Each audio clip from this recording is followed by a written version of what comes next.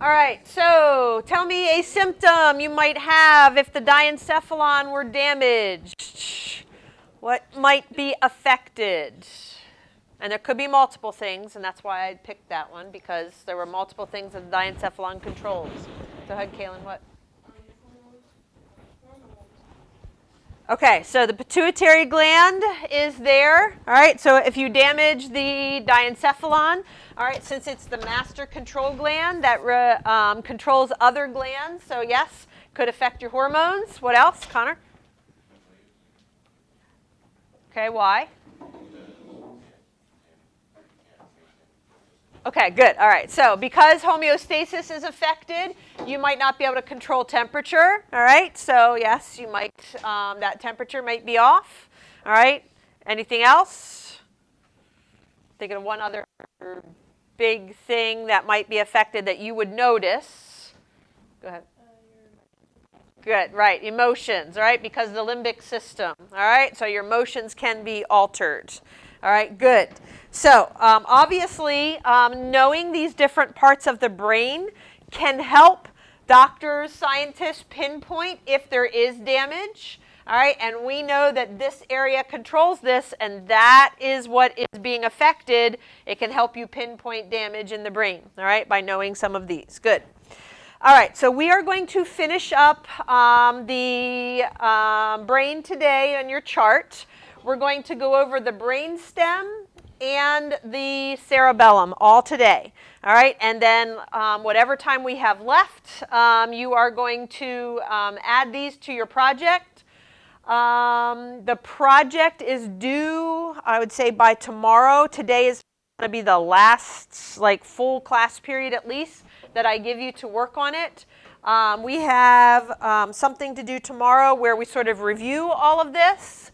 And then Thursday, we're going to take a look at some brain scans and things like that, and the pictures that they show, and what doctors are using those different brain scans for. So we'll take a look at that. My plan is to get to a test either by Friday or Monday. I'm on the central nervous system. All right, so depending on how quickly we get through these things, it could be Friday, all right, could be Monday on the central nervous system. All right, so just to give you that heads up that is coming up. All right, so we're about at the end here. It's mainly going to be on the parts of the brain and what they do, all right, and where they are. All right, that's going to be the major part of the test, all right, which is why we're doing this project. All right, so let's take a look at the brainstem. So the brainstem, again, is, you can show it a couple different ways. It does stick out from the brain here when you look at it on the outside. It's this white portion right here. All right, so all the brainstem you can see on the outside of it, but you can also see it, if you do the cut view, you can also see it on the side. All right, this is all brainstem. So it's really up to you how you show that. You can show it either way. So I'm looking at it here for this cut view. All right, this part right here is the brainstem. Up here was the diencephalon, and there's the corpus callosum. All right, so like I said, you can do it either way to show these. It does not really matter because you'll be able to see all the parts either way. So there are three main parts of the brainstem. All right, so as far as locating them, all right, so I'll show you those first. So I'm going to start here actually with midbrain. The midbrain is the topmost portion of the brainstem. So the midbrain, I'm going to outline it here, is like this portion of it right there. All right, that top part of the brainstem, all right, is the midbrain. So I'm doing it the same color as midbrain over here. All right, so it's that top part. So I'm going to start with that. And the job of the midbrain is to control visual and auditory reflexes.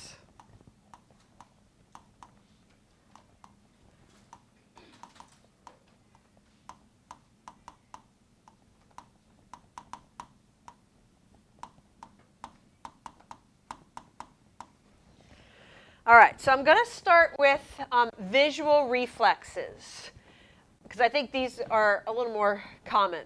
Can you guess any visual reflexes that you have? All right, think about it. Yeah, blinking's a good visual reflex. All right, if something comes towards your eye, you are going to blink to protect your eye. All right, so things don't get in it. That is a visual reflex. All right, what happens if you shine light in your eye? What do your pupils do? All right, they get bigger or smaller depending on how much light is being let in there. That's a visual reflex. All right, so things like that. Tearing is actually a visual reflex to help keep that moist, all right, and keep the eye working properly. All right, so all of those are visual reflexes. How about auditory reflexes? Can you think of an auditory reflex with hearing? There's one I always think of. Go ahead, Diana. Okay, ears ringing could be, yes. There's some reflexes there. And what do you do when you hear a loud noise? Yeah, jump, right? So this is ones I always think of. So if you hear something coming at you, that's an auditory reflex. You are going to duck or cringe, all right, to try to protect yourself. That's an auditory reflex. The one that I always, when I think of this, I remember laughing at myself for it. I don't know if anyone's ever driven out Route 30 through Thomasville, and they have that little airport in Thomasville there. Well, I was driving along there, and apparently a plane was coming down to land, and it was coming over top the Route 30, and I was sitting in my car driving, and I didn't see the airplane, but I heard it as it was coming basically over top of my car, and I'm in my car, and I ducked because I heard the plane, and I started laughing to myself because like ducking was going to save my life when a plane was coming at my car. I don't know, but that happens. Like you hear something and you cringe, you duck right away to protect yourself. All right, so that's an auditory reflex. All right, so just to give you some examples of what we mean by visual and auditory reflexes. All right, that's controlled in the midbrain. Okay, all right. The next part is the pons, and the pons is easy to see because it's this puffy part right here, all right, of the brainstem. All right, you can always see it even on the outside, like I said, it right here, all right, that's the pons. The midbrain's up here, all right, that's the pons, and it's like, it sticks out. Like I said, it's puffy, all right, it's sort of bigger than the rest of the brainstem. All right, even if I look at it on the side, I can see it right there. That's the pons. Okay, so it's the part that sticks out a little bit more. And this helps to control our breathing and our breathing rate.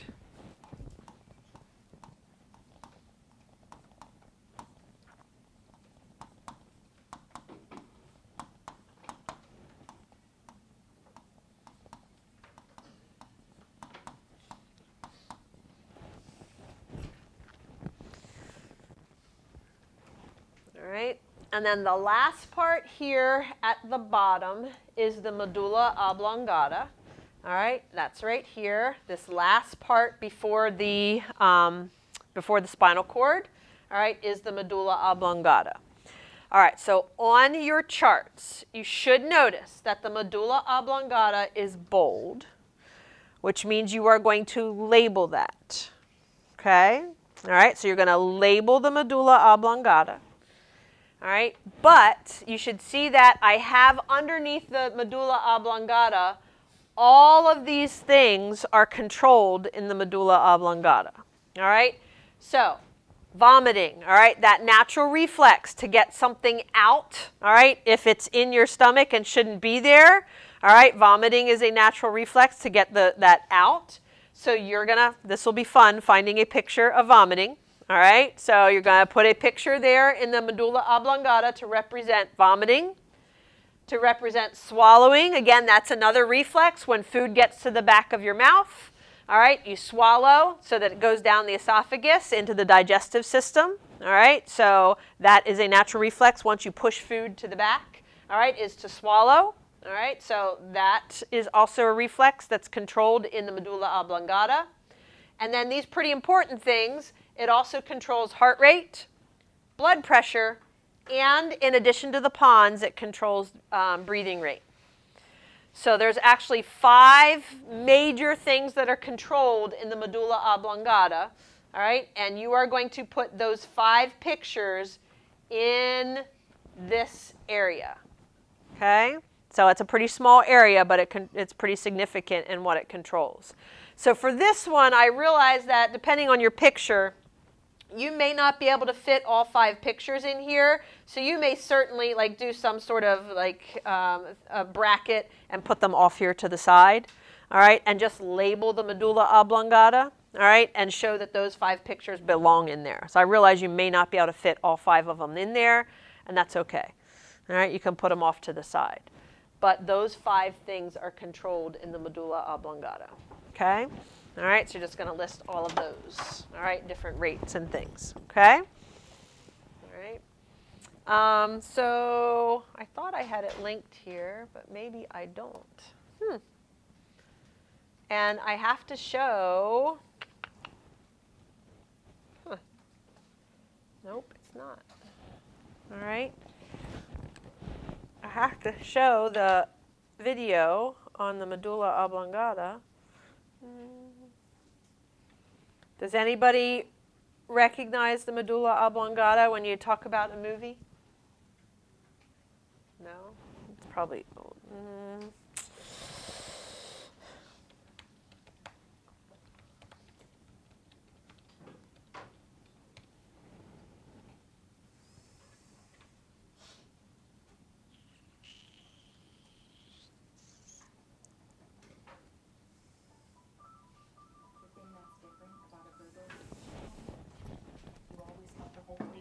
I always think of this when I think of the medulla oblongata, so if you've never seen The Water Boy, here it is.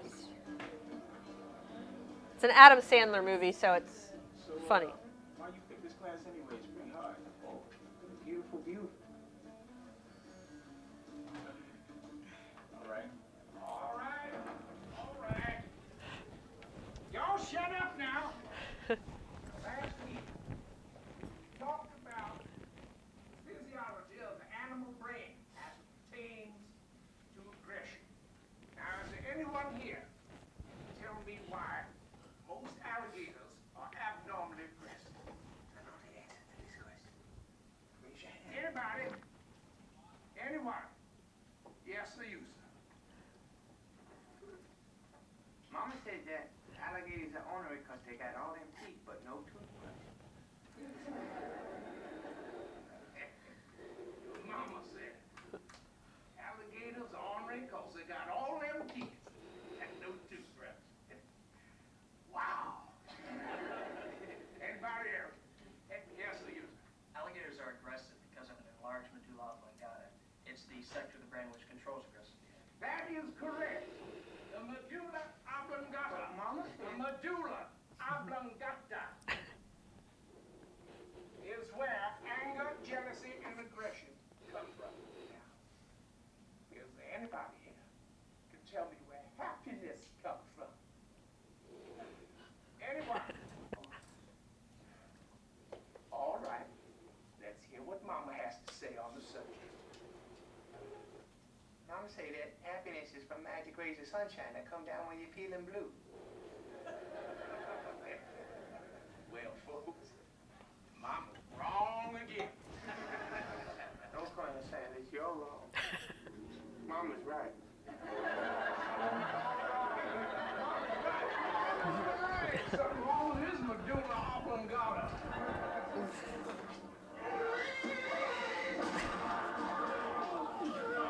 All right, that's the end. So there you go. So they also have their jealousy, anger, and there's other things that are controlled in the medulla oblongata, as he said there. All right, so some emotions like that are also controlled in the medulla oblongata, but I don't know. It's probably the only movie that you'll see medulla oblongata mentioned, but that's it right there. All right, it's got some pretty important functions for a pretty small little area. Okay. All right, and then the last thing here is the reticular formation. So the reticular formation, you may put anywhere in the brainstem. It's actually all along the brainstem. All right, so I'm just going to put it in pink here, anywhere. So like as far as where to put it, all right, the picture that represents it. This one controls our sleep-wake cycle.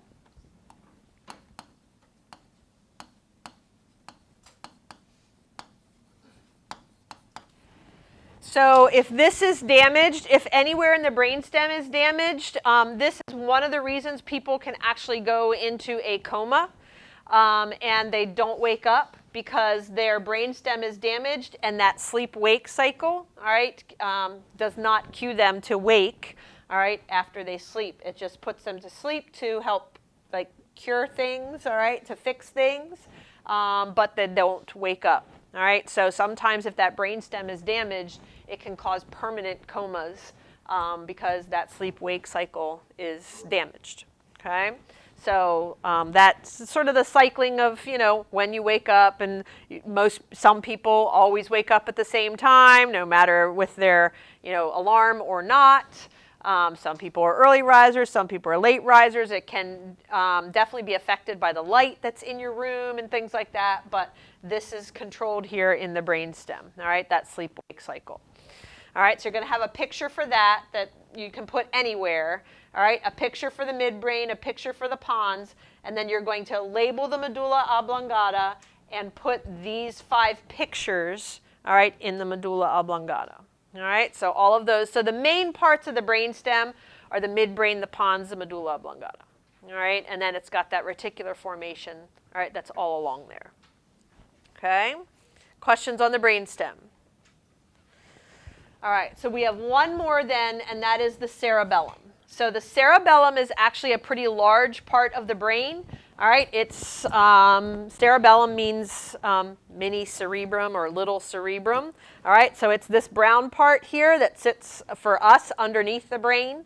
All right, underneath the cerebrum. All right, that's your cerebellum, and it controls the timing of your skeletal muscles. So we've had several things that control our skeletal muscles. We had the basal nuclei, we had the motor area, we had some specific ones that control, like the muscles around the eye, the muscles around the mouth. But this is the timing and sort of coordination of the skeletal muscles.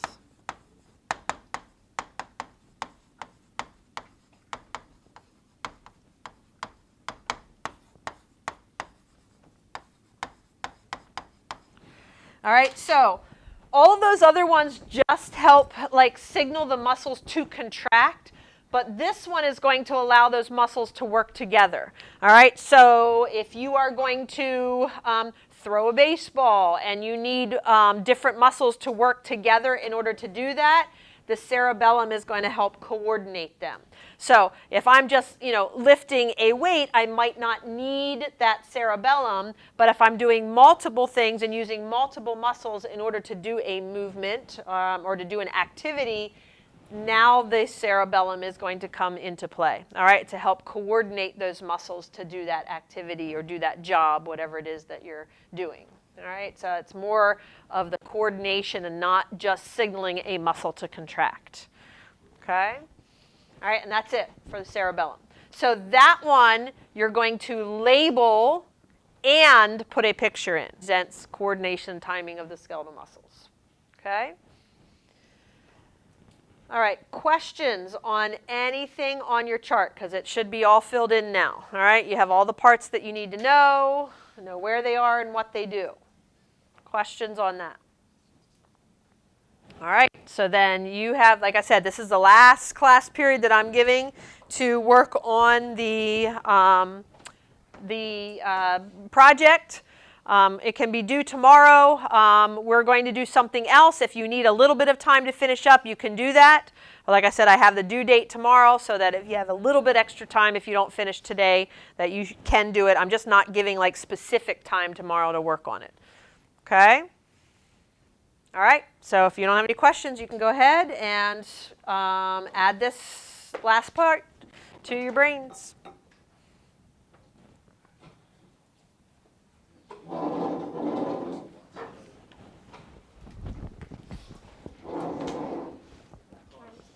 Yes, go ahead.